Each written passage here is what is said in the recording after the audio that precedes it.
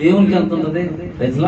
ఆయన సీసీ కెమెరాలు అవసరంలా ఏమండి, ఆయన సెల్ ఫోన్ చెప్పవసలే ఆయనకి. ఆయన ఇప్పుడు తెలుసు మనం ఏం చేస్తున్నాము దేవుని మందులో. దేవునికి సమస్తము తెలుసు ప్రియమైన వాళ్ళు. ప్రజలా కనుక తెలిసినప్పుడు మనం ఏం చేయాలంటే ఆయన ఉన్నాడని, మనల్ని చూస్తున్నాడని, గమనిస్తున్నాడని అనే భయం మనకు ఉండాలి. ప్రజలా ఏముండాలండి? భయం మనకు ఉండాలి. ఆ మధ్య ఒక వీడియో చూశాను, మీరు చూసే ఉంటారు. ఒక అతను ఇలా నిలబడి ఉన్నాడు. నిలబడితే వెనకాల నుంచి ఒకటి ఏం చేశాడంటే ఆ పర్స్ తీసాడు జేబు నుంచి. పర్స్ తీసిన తర్వాత ఏం చేశాడు, ఇలా వెనక చూస్తే సీసీ కెమెరా ఉంటుంది చూశాడు. చూసి దండం ఆడతారు, అమ్మ మీకు దండం మాకు అమ్మ అని చెప్పి మళ్ళీ ఏం చేసి నీ పర్స్ పడిపోయింది మళ్ళీ అడిగేస్తాడు. దేనికి భయపడుతున్నాడు? సీసీ కెమెరా తెలుసా. కానీ దేవుడికి భయపడాలిగా. వాడు సీసీ కెమెరా, మనుషులు పెట్టిన సీసీ కెమెరా భయపడ్డాడు. మనం ఎవరికి భయపడాలి? 4:4 ఉంటుంది కీర్తనలో, భయం ఉంది మీరు పాపము చేయకుడి. రైతులా ఈ భయం ఉండాలి. అలా భయము కలిగింది నిజమైన దేవుని యొక్క సంఘము, నిజమైన దేవుని విశ్వాసి. రైతులా అవసరాలకి అక్కర్లు తీర్చుకోవడానికి దేవుని సంఘకి వచ్చి పాపములోనే ఉండే ప్రజలు దేవుని బిడ్డలు కాదు. వారు ఎవరంటే వేషధారులు, ప్రియమైన వారు. ఈవెన్ మీ అవసరం సేవకుడైనా సరే ఆత్మ సంబంధంగా లేనప్పుడు అతడు వేషధారి, పైన ఏదో గొర్రెతోలు కప్పుకున్నటువంటి తోడేలు వంటి వాడే ఉంటాడు కానీ దైవజనుడు కాదు. రైతులా కనుక నా ప్రియ సంగమ సహోదరుల, ఆత్మ సంబంధంగా మీరు వెలిగించబడండి. ఆత్మ సంబంధమైన సంగతులు తెలుసుకోండి. ఆత్మ సంబంధమైన సంగతులు తెలుసుకున్నప్పుడు శరీర సంబంధమైన క్రియలను ఏం చేయగలవంటే జయించగలవు. రైతులా ఆత్మ సంబంధంగా ఎదుగుతున్నప్పుడు శరీర సంబంధ విశ్వాసాలను గద్దించగలవు. శరీర సంబంధమైన సేవకులను కూడా గుర్తించగలవు. లేదనుకో, నీలో ఆత్మ సంబంధం వెలుగు లేదనుకో, నీవు కూడా శరీర సంబంధ వ్యక్తిగా జీవిస్తూ ఉంటావు. ఒక దినాన రిజల్ట్ వచ్చినప్పుడు నీ యొక్క ప్రార్థన జీవితానికి, నీ ఆత్మీయ జీవితానికి ముగింపు వచ్చినప్పుడు ఒక దినాన నువ్వు ఏమవుతావు అంటే ఆ యొక్క త్రాసులో తేలిపోతావు, దేవుని సన్నిధిలోనూ తేలిపోతావు, చివరికి దేవుని యొక్క సన్నిధిలో స్థానాన్ని కూడా కోల్పోతావు. కనుక క్రీస్తుని ఎరిగిన ప్రతి ఒక్కరూ మెయిన్ కాన్సెప్ట్ ఏంటంటే ఆత్మ సంబంధంగా ఎదుగుతూ ఉండాలి, ఇతరులను వెలిగిస్తూ ఉండాలి. నువ్వు వెలిగితే ఇతరులు వెలుగుతారు. నీ ఇంట్లో నువ్వు వెలిగావు అనుకో, నీ గృహమంతా వెలిగే. మోషే ఒక్కడు వెలిగాడు, లక్షల సైన్యాన్ని విడిపించాడు ఐగుప్తు నుంచి. చప్పడు గట్టిగా. ఒక్కడు వెలిగాడు, లక్షల మంది రండి బయటికే. ఎంతకాలం ఉంటారా బానిసత్వంలో? ఎంతకాలం ఉంటారా దాసత్వంలో? రండి బయటికి. అపోస్తులు 12 మంది వెలిగారు దేవుని సన్నిధిలో. ప్రపంచంలో ఉన్న ప్రజలందరూ రండి, ఎంతకాలం ఉంటారు దాసత్వం అని చెప్పి ప్రపంచాన్ని అంతా కూడా ఈనాడు ఎక్కడ తీసుకొచ్చారు? వారు క్రీస్తు పాదాల యొద్దకు తీసుకొచ్చారు. ఇప్పుడు నీ పాత్ర ఏంటి? నీ వంతు వచ్చింది, నీ వంతు వచ్చింది. ఏం చేస్తున్నావు నీ వంతు వచ్చినప్పుడు? ఇంకా లోక సంబంధమైన క్రియల్లో, లోక సంబంధ తలంపుల్లో, లోక సంబంధ ఆలోచనలో ఉంటూ సాతాను సామ్రాజ్యాన్ని కడుతున్నావా? కాదు. దేవుని యొక్క సంఘాన్ని నీవు కూడా కడతానికి దేవుడు నీకు అధికారం ఇచ్చాడు. ఎందుకంటే ఆయన అన్నాడు కదా, తండ్రి యొక్క, కుమారుని యొక్క, పరిశుద్ధాత్మ నామములో ప్రతి ఒక్కరికి బాప్తిజం ఇచ్చుతూ ప్రతి ఒక్కరిని నాకు ఏం చేయాలి? ఏం చేయాలి? శిష్యులుగా చెయ్యాలి. అంటే దేవుని పని చేసే వ్యక్తివి నీవు. ఎవరు నువ్వు? దేవుని పని చేసే వ్యక్తివి నీవు. దేవుని పని చేయడానికి దేవుడి నిన్ను రక్షించుకున్నాడు. దేవుని పని చేయడానికి దేవుడిని పిలుచుకున్నాడు. దేవుని కార్యాలు నీ ద్వారా కూడా జరగాలని దేవుడు సంఘములో నిన్ను శ్రేష్టమైన వ్యక్తిగా నాటుతూ ఉన్నాడు. నామకే వాస్తే వచ్చి వెళ్ళిపోయే వ్యక్తిగా దేవుడు నిన్ను సంఘములో పిలవటం లేదు. నీ ద్వారా దేవుని కార్యాలు బలముగా జరగాలి. అప్పుడు నీ ఒక దేవుని బిడ్డవి. అలా కానప్పుడు దేవుని బిడ్డవి కాదు. ఎలాగయ్యా అనుకోవచ్చు మీరు. ఇప్పుడు సిరియా దేశంలో చిన్నదాన్ని తీసుకెళ్లారు కదా నాన్న, ఏం చేసింది? ఎవరు సువార్త చెప్పింది? సైన్యాధిపతి నయమానికి. ఓ వాటి గ్లోరీ. హల్లెలూయా. మనం ఆర్డినరీ పర్సన్ చెప్పలేం, కానీ ఎవరు చెప్పింది? సైన్యాధిపతి చెప్పింది. పైగా ఆ వ్యక్తి ఎవరు? ఈ సహోదరిని చెరబట్టి తీసుకెళ్ళినాడు. 1 క్షమించింది, 2 దేవుని సువార్త ప్రకటించింది, 3 అద్భుతం జరగడానికి కారకురాలైంది. సపోర్ట్ కనపరచు. ఆవిడెవరో ఒక సామాన్యమైన విశ్వాసి. ఎవరండి? అంతేనా? ఎవరాడే? ఒక విశ్వాసి. సేవ కూడా చేయడం లేదు, విశ్వాసి. ఎక్కడ నడిపించింది? దైవజనుడైనటువంటి ఎలీషా దగ్గరికి నడిపించింది. మనము కూడా దేవుని కార్యాలు మనం కళ్ళారా చూస్తున్నప్పుడు మనకెంత సంతోషం అండి. విశ్వాసంగా దేవుని పనులు చేస్తున్నప్పుడు నీ జీవితంలో కలిగే సంతోషం ఏంటో తెలుసా? అసలు ఎంత సంతోషం. నేను విశ్వాసం ఉన్నప్పుడు దేవుని కార్యాలు జరుగుతున్నప్పుడు పులకించేవాడిని, ఎంత ఆనందించేవాడిని. ఇప్పుడు సేవలో ఉన్నప్పుడు కాకుండా విశ్వాసం ఉన్నప్పుడు దేవుని పనులు చేస్తున్నప్పుడు ఎంతో సంతోషించేవాడిని. ఎందుకంటే మనం ఎవరితో ఉన్నాము? దేవునితో ఉన్నాము. కనుక జ్ఞాపకం చేసుకొని మీరు దేవుని కొరకు మిమ్మల్ని ప్రతిష్ఠించుకుని ముందుకు సాగిపోండి. ఈ దినం దేవుని వాక్యాన్ని ధ్యానం చేసుకుని ముందుకు వెళ్తాం. చూడండి, పరిశుద్ధమైన బైబిల్ గ్రంథంలో యోహాను రాసినటువంటి సువార్త 2వ అధ్యాయం నుంచి కొన్ని మాటలు మనం చదువుకుంటాం. యోహాను సువార్త 2వ అధ్యాయము మొదటి నుంచి కొన్ని మాటలు. 3వ దినమున గలిలయలోని కానాను ఊరులో ఒక వివాహము జరిగెను. యేసు తల్లి అక్కడ ఉండెను. యేసును ఆయన శిష్యులను ఆ వివాహమునకు పిలువబడిరి. ద్రాక్షారసం అయిపోయినప్పుడు యేసు తల్లి వారికి ద్రాక్షారసము లేదని ఆయనతో చెప్పగా యేసు ఆమెతో అమ్మా నాతో నీకేం పని? నా సమయం ఇంకనూ రాలేదు. చాలు. ప్రియమైన సహోదరులారా, ఈ లేఖనాలని ఎక్కువ ఎక్కడ చదువుతారు? పెళ్ళిళ్ళు చదువుతారు. ఎక్కువ పెళ్ళిళ్ళు ఖచ్చితంగా ఈ లేఖనాన్ని తీసి చదువుతారు. బైబిల్లో వాక్యాలు ఫలానా సందర్భానికి చదవాలనే రూల్ ఏమీ లేదు. ఇక్కడ శ్రేష్టమైన మాట ఏంటంటే ప్రభు అంటూ ఉన్నారు, అమ్మా నా సమయం ఇంకనూ రాలేదు.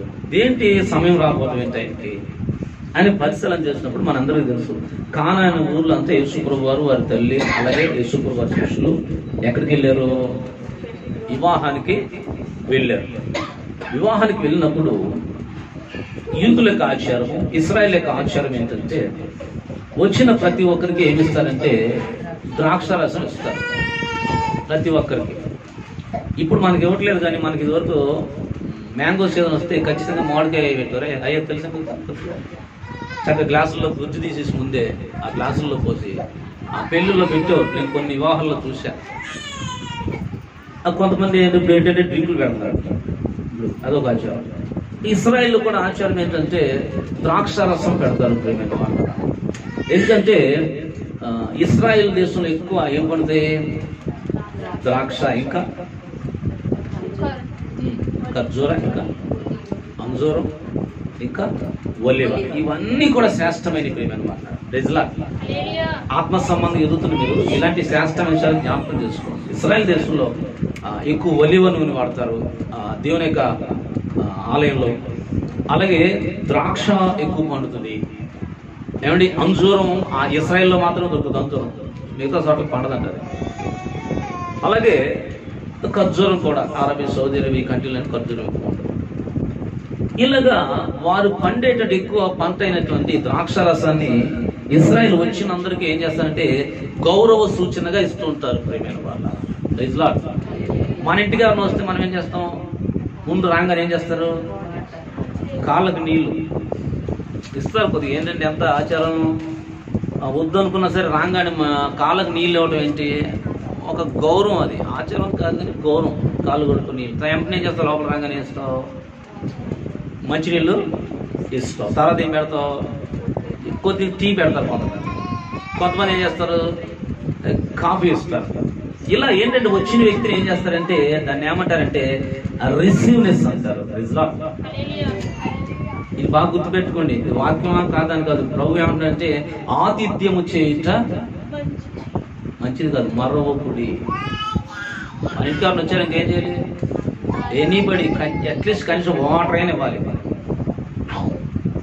అట్లీస్ట్ ఏం చేయాలి? వాటర్ అయినా ఇవ్వాలి. చోట వాక్యం ఏదో ఊరు వెళ్తే నేను వెళ్తే అందరికీ వాటర్ ఇస్తున్నారు. ఈ వాటర్ ఇవ్వట్లేదు. ఎవరికి? ఇరిమే గారికి ఇవ్వట్లేదు. ఆయన నాకు అర్థం అవుతుంది కదా ఎవరికి ఏం కావాలో. గబుక్కుని బయటకు వెళ్ళి నేను ఎవరినో చెప్పించాను. నీళ్ళు రాజును ఎవరిని పంపించి మొత్తానికి అయ్యగారు తీసుకెళ్ళి నీళ్ళు పెట్టాను. అందరికి ఇచ్చారు కానీ ఆయన ఇవ్వట్లేదు. అంటే కొంతమందికి ఏంటంటే రిసీవ్నెస్ తెలియదు. సరే, ఎవరికి తెలిసినా తెలియకపోయినా మీకు చెప్తున్నా, క్రైస్తవులమైన మనకి ఏం చేయాలంటే ఆతిథ్యం అనేది ఎంతో గొప్ప ధన్యత. ప్రైజ్లా. ఈ ఆతిథ్యం ద్వారా తమకు తెలియకే దేవదూతలకు ఏం చేశారంట? ఆతిథ్యం ఇచ్చారంట. ఈ ఆతిథ్యం ద్వారానే మొదట నీవు దేవుని బిడ్డవని గుర్తింపు వస్తుంది నీకు. ప్రైజ్లా.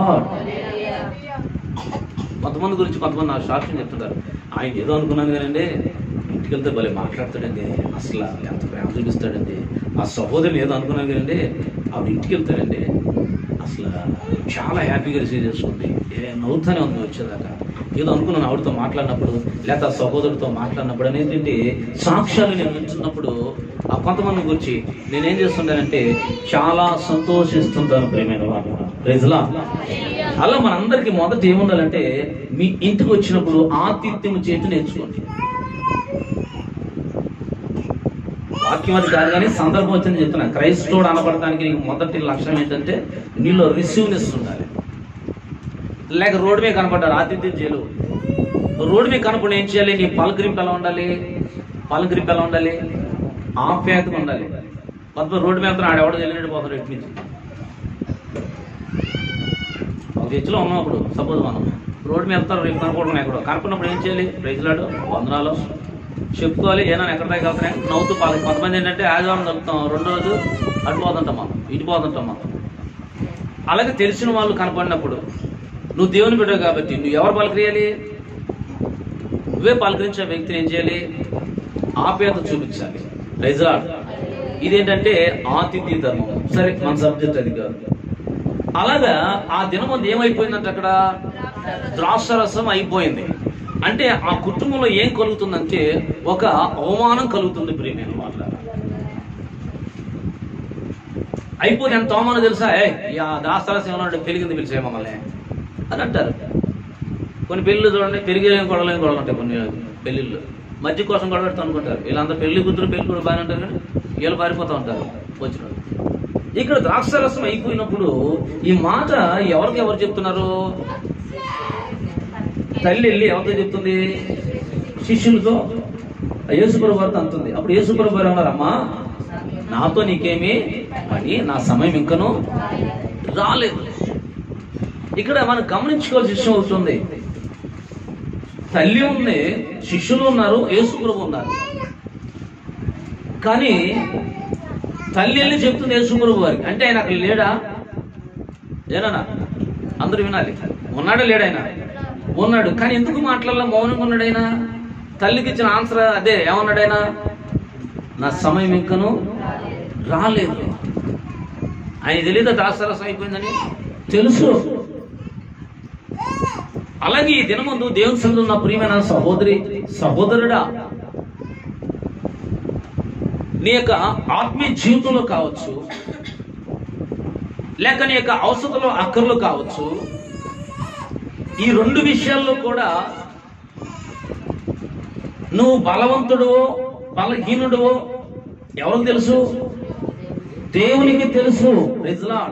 హల్లెలూయా.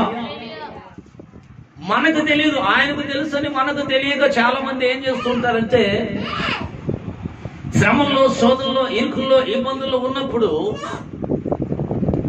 ఈ శ్రమలు నేను ఎంతకాలం భరించాలి? ఈ హింస ఎంతకాలం భరించాలి? ఎంతకాలం నేను సహించాలి అనుకుని ఒక్కసారి ఏం చేస్తామంటే అందరిని విడిచిపెట్టి వెళ్ళిపోతే బాగుండు అనుకుంటాం. వెళ్ళిపోమని చెప్పేది దురాత్మ. నేను నీకు తోడుగా ఉన్నానని చెప్పేది దేవుని ఆత్మ. Praise Lord. హల్లెలూయా. కనుక నా ప్రియ సహోదరి సహోదరులరా, ప్రియమైన సంగమా, అక్కడ ఆయన ఉన్నాడు. వారి జీవితాల్లో ఆశ్చర్యకార్యము చేయడానికి ఏమంటున్నాడంటే, నా సమయం ఇంకను రాలేదంటే ఏంటంటే, ఆ శ్రమ, ఆ శోధన ఏమి కావాలంటే అక్కడ పరిపూర్ణము కావాలి. ప్రియమైన వాళ్ళ, పరిపూర్ణం అయినప్పుడు, వారు దేవుని వైపు చూచినప్పుడు, దేవుని సహాయాన్ని వారు కోరుకున్నప్పుడు, అప్పుడు ఆయన దిగి వస్తాడు. చప్పటి కొట్టు గట్టిగా. హల్లెలూయా, హల్లెలూయా. ఇశ్రాయేలు దేశంలో, ఇశ్రాయేలు వారు ఐగుప్తు దేశంలో ఎన్ని సంవత్సరాలు ఉన్నారు? ఎన్ని సంవత్సరాలు బానిసలు ఉన్నారు? ఒక చోట 400 సంవత్సరాలు ఉంటుంది, ఒక చోట 430 సంవత్సరాలు ఉంటుంది. ఏది కరెక్ట్? రెండు కరెక్టే. యేసు జీవించినంత కాలం కూడా లెక్కేయాలి. అంత కాలం ఉన్నా సరే వారికి విడుదల ఎన్నో సంవత్సరాలు వచ్చింది? 430 సంవత్సరాలు దేవుడు ఏం చేశాడంటే వారికి విడుదలనిచ్చాడు ఆయన. ప్రైజ్ ది లార్డ్, హల్లెలూయా. ఒకటి ఏంటంటే లేఖనం నెరవేరబడాలి అబ్రహాముతో అన్నట్టుగా. రెండోది ఏంటంటే దేవుని ప్రజలు దేవుని వైపు చూడటం నేర్చుకునేదాకా ఆగుతాడు ఆయన. ప్రైజ్ ది లార్డ్, హల్లెలూయా. చూడాలి.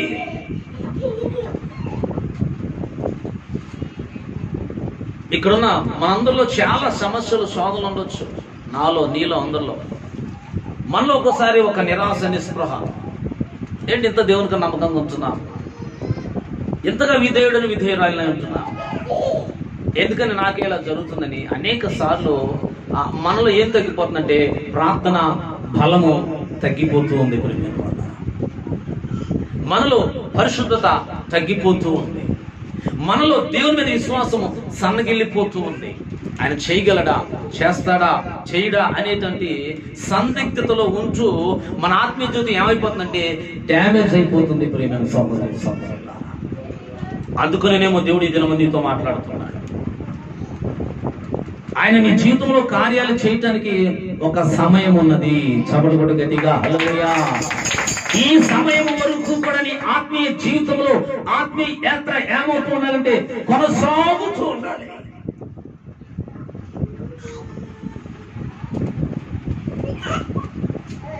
నా విశ్వాస ఓడ యాత్ర కొనసాగుతున్నది. నా విశ్వాస ఓడ యాత్ర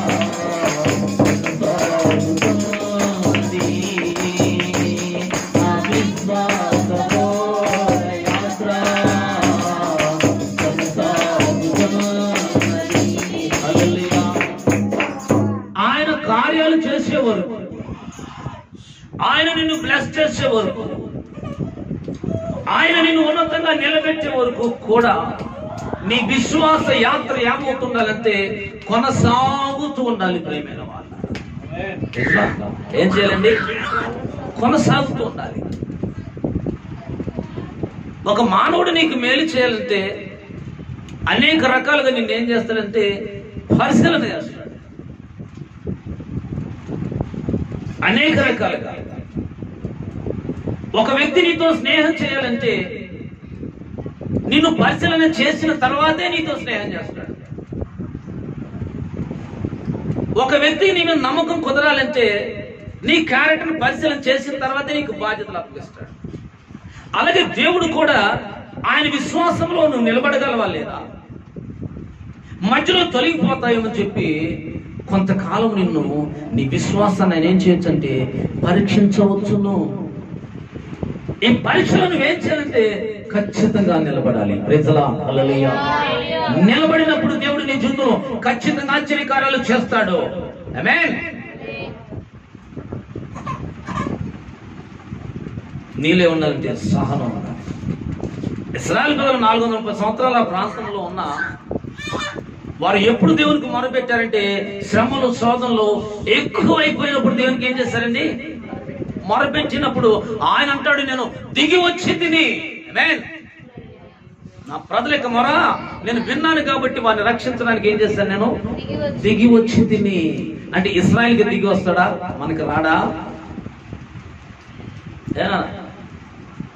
రాడా? మన జీవితంలో వస్తాడు కదా. కానీ మనలో ఏం లేదు, ఆయన దిగి రాగలిగినటువంటి ఫెయిత్ మనలో లేదు. అర్థమవుతుందా? యేసు ప్రభు దిగి రావాలంటే మనలో ఏముండాలి? ఫెయిత్. ఒకసారి సడన్లీ దిగి వస్తాడు కొన్ని సందర్భాల్లో, ఆయన వేరు. కానీ విశ్వాసులుగా మార్చబడిన తర్వాత, క్రైస్తవుడిగా మార్చబడిన తర్వాత, దేవుని వెండిగా మార్చబడిన తర్వాత నీ ఫెయిత్ ఆ లెవెల్లో ఉండాలి. Praise Lord. నీ విశ్వాసం ఆ స్థాయిలో ఉండాలి. ఏది ఏమైనా సరే ఆయనే నా దేవుడు. ఆమేన్. ఏది ఏమైనా సరే ఆయన కొరకే నేను బ్రతుకుతా. ఇది దేవుని బిడ్డల్లో ఉండవలసిన విశ్వాస లక్షణం. ఈ విశ్వాసాన్ని చూచి చూచి చూచి చూచి చూచి ఒక దినాన్ని ఆయన ఉండలేక నీ జీవితంలోకి దిగి వస్తాడు ఆయన. Praise Lord. హల్లెలూయా. ఆయన దిగి రావడానికి నీలో ఏముండాలంటే విశ్వాసం ఉండాలి. అందుకని ఆయన ఏం చేస్తానంటే ఆయన సమయం ఇంకా రాలేదంట నీ జీవితంలో దిగి రావడానికి. అక్కడ కూడా ఏమవుతుంది?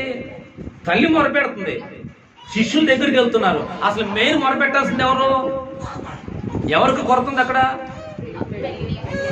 వివాహం చేసే వ్యక్తికి, ఆ కుటుంబ సభ్యులకు, వారికి కొరత ఉంది. ఈ కొరతను అయ్యా మా జీవితంలో కొరత ఏర్పడిందని అడగవలసింది ఎవరు? ఆ కుటుంబంలో జరిగిన కొరతను తీర్చుకోవడానికి ప్రార్థన చేయవలసింది ఎవరు? వారే. కానీ అక్కడ జరిగిన పొరపాటు ఏంటో తెలుసా? యేసయ్యను వారు అంగీకరించాలా? ఇశ్రాయేలు యేసయ్యను అంగీకరించాలా? అయినప్పటికీ కూడా అక్కడ కొదువు ఉంది కాబట్టి ఆయన ఏం చేశారంటే తన ప్రజలైన శిష్యులతో చెప్పాడు. ఏం చెప్పాడు? 6 రాతి బాణాలు తీసుకొచ్చి 5 6 విశ్వాసులైన వారు 6 రాతి బాణాలు గుర్తుపెట్టుకోవాలి. ఇలాంటి ప్రశ్న ఇచ్చడానికి బైబిల్లో పెడితే మన దాంట్లో 5 6 7 అంటే 7 అంటారు, 5 అంటారు, 2 అంటారు. కరెక్ట్గా ఎదురు పెట్టాలి. బైబిల్లో కొన్ని విషయాలు నోట్ చేసుకోవాలి, కొన్ని కంఠస్థం చేసుకోవాలి. It's very important in our life. దేవుని వాక్యం మీ జీవితంలో చాలా విలువైంది. ఎడ్యుకేషన్ చదువుకున్న పిల్లలు మీరు ఖచ్చితంగా దేవుని లేఖనాలు మంచిగా చదువుకుని ఆత్మీయంగా ఎదగండి. మీరు పిచ్చవాడి టయాన్ని ఇవ్వకండి. మనుషులతో గడపడానికి, మనుషులతో మాట్లాడటానికి, మనుషులతో స్నేహం చేయడానికి, మనుషుల మీద ప్రేమ పెంచుకోవటం కాదు. మా సమయాన్ని ఎవరో పెంచుకోవాలి? దేవుడి మీద.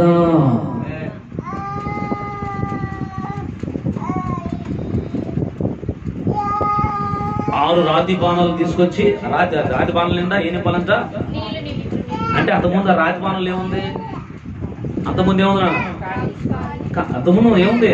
రాష్ట్రాలు ఉంది, అయిపోయింది. ఇప్పుడు ఏం చేయమన్నాడు ఆయన? నీళ్లు మాత్రం నింపమంటున్నాడు ఆయన. Praise Lord. హల్లెలూయా. నీ ఆత్మీయ జీవితంలో ఎక్కడికెక్కడికో ప్రయాణాలు చేయొద్దంటున్నాడు దేవుడు. నీ ఆత్మీయ కొరత, నీ ఆర్థిక కొరత అయినా, నీ సమస్య అయినా, శోధనైనా దేవుని సన్నిధిలో, దేవుని ముందు చాలా చిన్నదండి. ఆ నీళ్లు విశ్వాసానికి గుర్తుగా ఉన్నాయి. ఆ నీరు ప్రార్థన జీవితానికి గుర్తుగా ఉంది.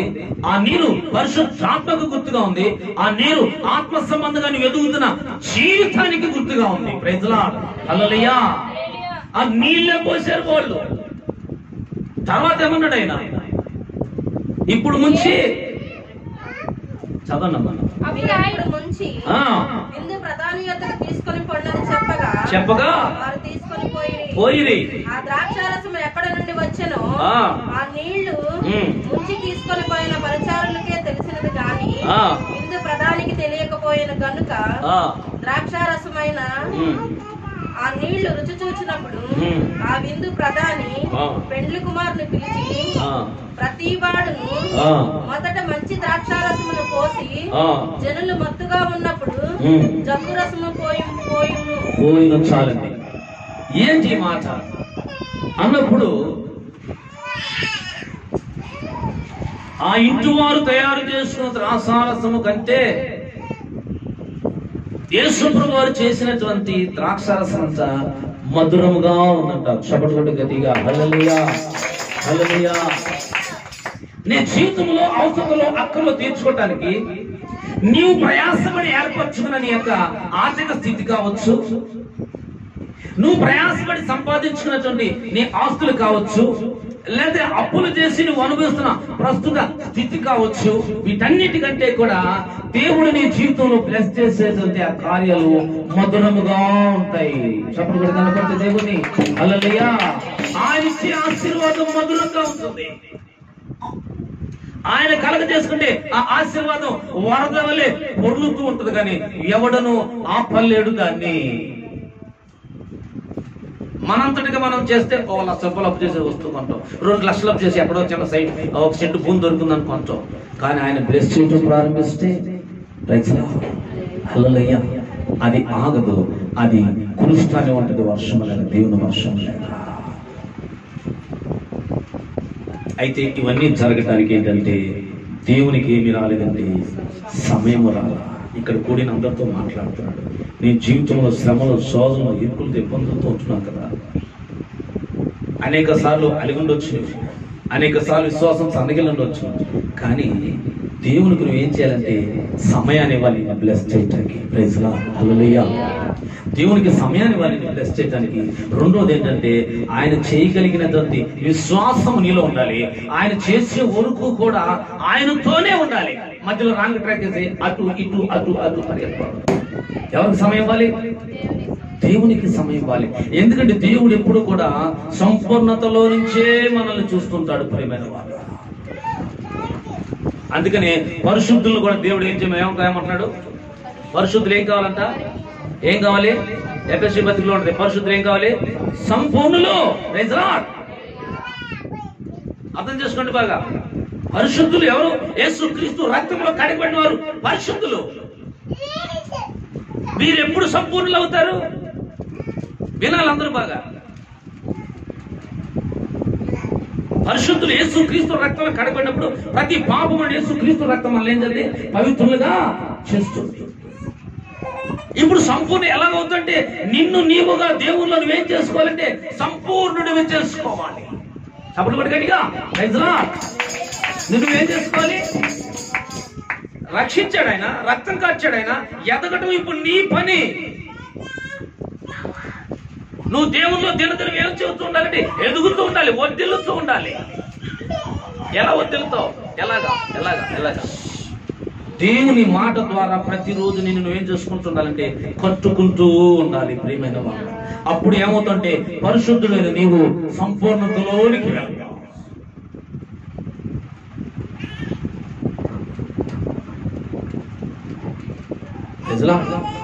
అయితే ఈనాడు ఏం జరుగుతుందంటే కట్టుకునే స్థితి ఎవరికి లేదండి. ఆత్మీయ జీవితం కట్టుకోవడం లేదు.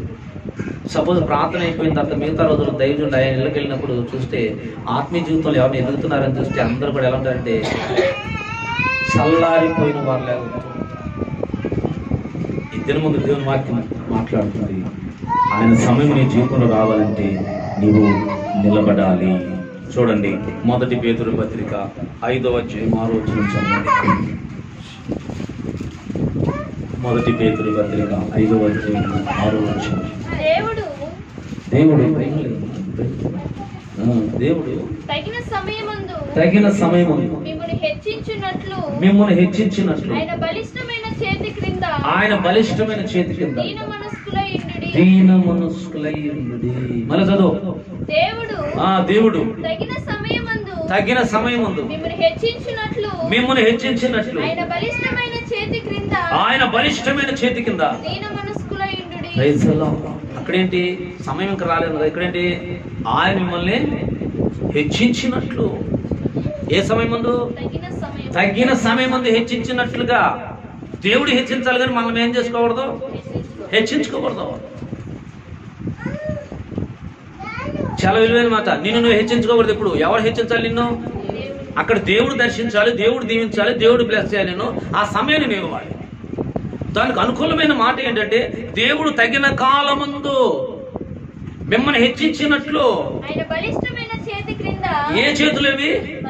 దేవుని చేతులు ఎలాంటివి? ఎలాంటివి? బలిష్టమైన చేతులు. మేకులు కొట్టబడ్డాయి కానీ అవి బలిష్టమైన చేతులు. చప్పటపడి కనపడుతుంది.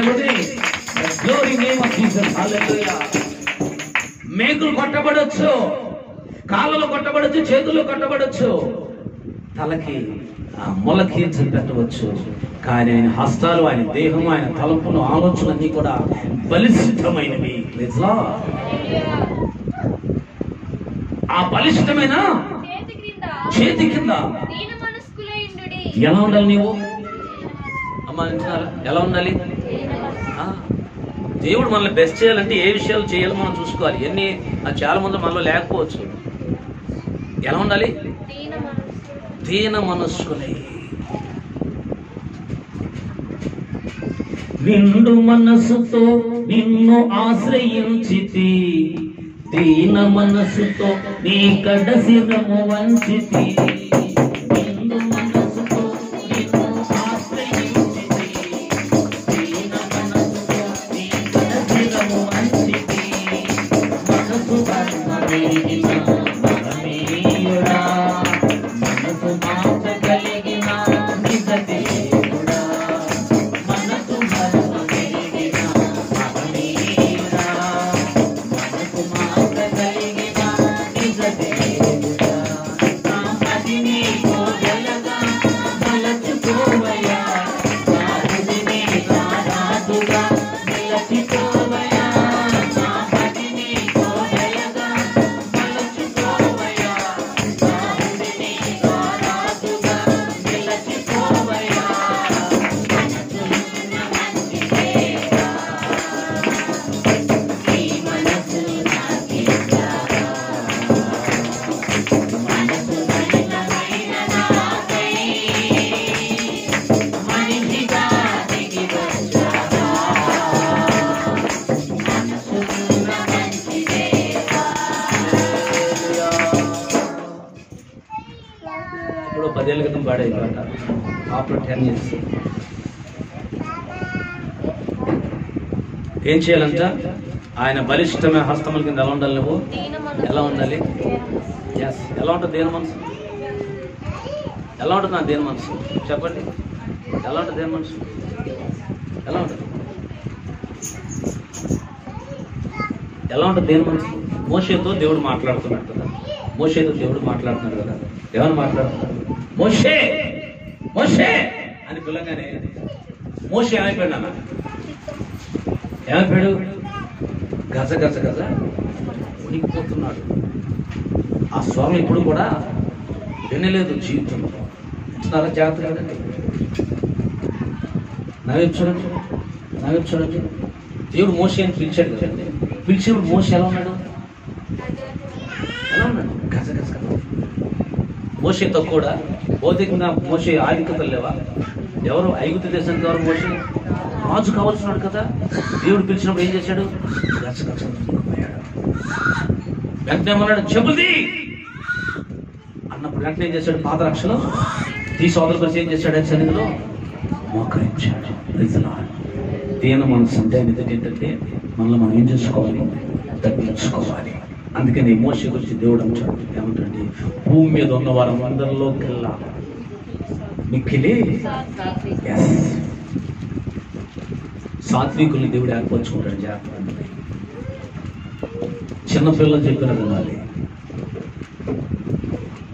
మన రోజు ఇక్కడ కోపట్ట యూత్ మీటింగ్ చేస్తుంటే మా పైన కోపట్ట అయిపోయాక చిన్న ఉన్నాడు కదా, మా పిల్లలు చిన్న ఉన్నాడు. చిన్న వచ్చారు ప్రార్థన అయిపోయాక, అయ్యో మీరు కొద్ది కోపం తగ్గించుకోలేదు అంటే వాస్తవానికి వాళ్ళు ఇక్కడ ఉంటున్నారు, ఎటు ఆశ్రయం లేక. నేనేం చేయలే చెప్పేదంటే అనాలిగా. నేను మౌనంగా విండి ఆలకించామన్నానంటే నా కొడుకు కాబట్టి కొడుకు మీద స్వప్నం ఉంది అంటాను అని చెప్పి అన్నాను. కానీ మరొక మాట వ్యక్తి చిన్నోడే,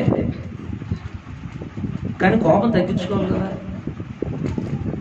కానీ కొంతమంది వారా ఏంటో చెప్పేది అంటారు. ఈ మనసు ఏంటంటే ఇతరులు మనకు సూచనలు చేసినప్పుడు దాన్ని ఏం చేయాలి? ప్రేమతో స్వీకరించాలి.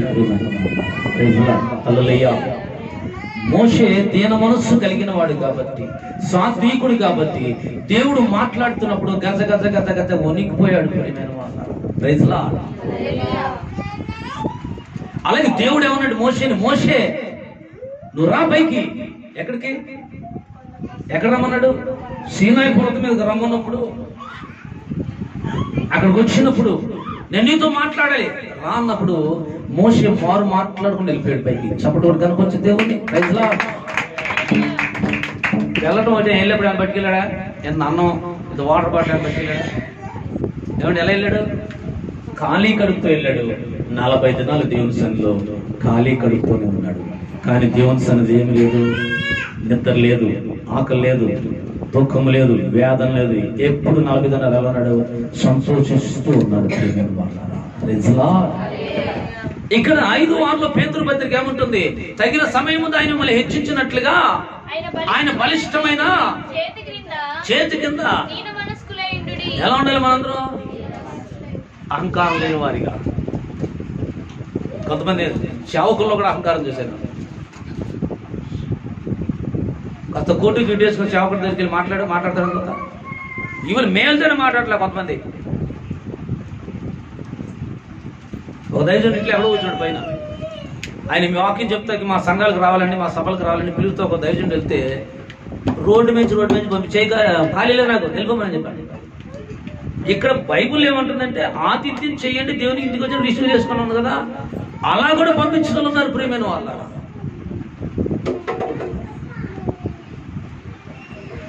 వారిని చూసినప్పుడు మనం పడిపోక వారితో కలిపి పక్కన ఎవరిని పెట్టాలండి? యేసయ్యను పెట్టాలి. చప్పటి కూడా గట్టిగా ప్రైజ్ లార్డ్. హల్లెలూయా. ఎవరిని పెట్టాలి? యేసయ్య ఏం చేశాడు? శిష్యుల పాదాలు కడిగి ఉన్నతమైన వాడయిండి కూడా ఆయన ఎలా మారిపోయాడు? దాసుడిగా మారిపోయాడు. అది దైవజనుడు అంటే. హల్లెలూయా. దైవజనుడు గుర్తించేప్పుడు కూడా లక్షణాలు చూడాలి. ఆయన బలిష్టమైన హస్తముల కింద ఎలా ఉండాలంటే నువ్వు దీన మనసు గలవాడిగా ఉంటే తగిన కాలం ముందు నేనేం చేస్తాడైనా. ఈ వాక్యాలని ఎందుకంటే చాలా మంది నిరాశ నిస్పృహలతో ఉంటున్నాం, మనం బలహీనతల మధ్యలో ఉంటున్నాం. ఏమి జబ్బులు కట్టుకోలేకపోతున్నాం, అప్పులు ఎక్కువైపోతున్నాం. ఏంటి నాకు అనారోగ్య సమస్య దీర్ఘకాలంగా ఉంటుంది, పోవటం లేదు. ఏమిటి నిందలు అవమానాలు నా జీవితంలో వస్తూనే ఉన్నాయి. ఎంతగా ప్రయాసపడినా నా కుటుంబాన్ని నిర్మించుకోలేకపోతున్నా. ఎన్ని రీతిలో ప్రయత్నం చేస్తున్నా నా స్థితిగతులు మెరుగుపరచుకోలేకపోతున్నానని మనలో మనకు చాలా మందికి నిరాశ నిస్పృహలు ఉండవచ్చు. కానీ మొదటి మాటలు ధ్యానం చేస్తాము, సమయం ఇంకా రాలేదని. ఇక్కడ చూస్తే తగిన కాలం ముందు దేవుడు నిన్ను హెచ్చిస్తాడంట. ఎప్పుడు తగిన కాలం అంటే ఒక సమయం రాబోతుంది ఖచ్చితంగా. ఖచ్చితంగా నిన్ను హెచ్చిస్తాడు. ఆ సమయం వచ్చేదాకా ఏం చేయాలి? ఆయన బలిష్టమైన రెక్కల కింద ఎలా ఉండాలి? చేతుల కింద దీన మనస్కుడై దీనుడనై నీ సన్నిధిలో మొరపెట్టుటకై వచ్చి తిని. దీనుడనై నీ సన్నిధిలో మొరపెట్టుటకై వచ్చి తిని. నా నీతికి ఆధారుడవని, నా పాపమి మోచకుడవని, నా నీతికి ఆధారుడవని, నా పాపమి మోచకుడవని, నా పాపమి మోచకుడవని. దేవుడనే నీ సన్నిధిలో మొరపెట్టుటకై వచ్చి తిని. దేవుడనే నీ సన్నిధిలో మొరపెట్టుటకై వచ్చి తిని. నా మంచి శిల్పకారుడా,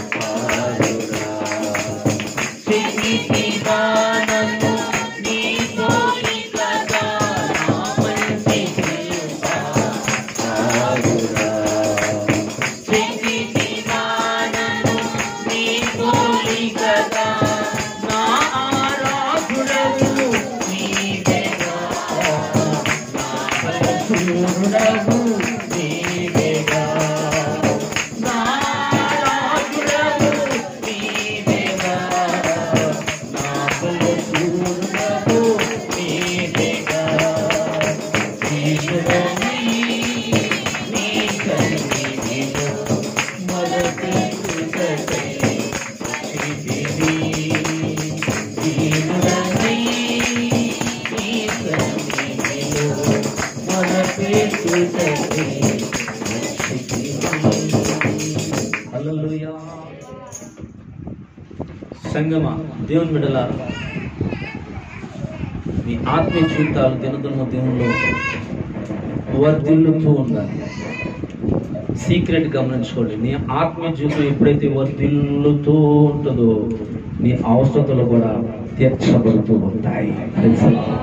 నీ ఆత్మీయ జీవితం బలహీనంగా దిగిపోయినప్పుడు నీ భౌతిక జీవితం కూడా దినదినము ఏమిటంటే దిగజారిపోతూ ఉంటుంది. ఆయన హెచ్చించే వరకు కూడా నువ్వేం చేయాలంటే ఎదురు చూస్తూ ఉండాలి బ్లెస్సింగ్ కొరకు. Praise the Lord. ఆయన బ్లెస్ చేయాలన్నా తగిన సమయం రావాలి. ఆయన రాక